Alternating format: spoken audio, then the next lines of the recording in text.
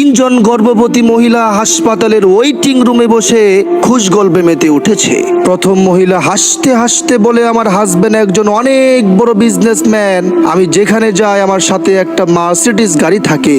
দ্বিতীয় মহিলা বলল, আমার জামাই এত ধনী যে তার টাকা পয়সা ধন সম্পত্তির কোনো অভাব নাই, আমার যখনই টাকা লাগে চাওয়ার সাথে সাথেও আমাকে দিয়ে দেয়।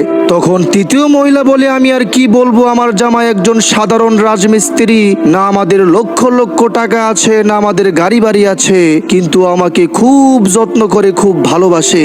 কিছুক্ষণ পর তিনজন মহিলা হাসপাতালে ডাক্তার দেখে বেরিয়ে যাচ্ছে। প্রথম মহিলা বলল, ওই যে দেখো ড্রাইভার আমাকে নেওয়ার জন্য মার্সিডিজ গাড়ি নিয়ে আসছে। দ্বিতীয় মহিলা বলল, ওই যে দেখো আমাকে নেওয়ার জন্য BMW আসছে। দুইজন তৃতীয় মহিলার দিকে তাকায় বলল, তোমাকে নেওয়ার জন্য কে আসবে?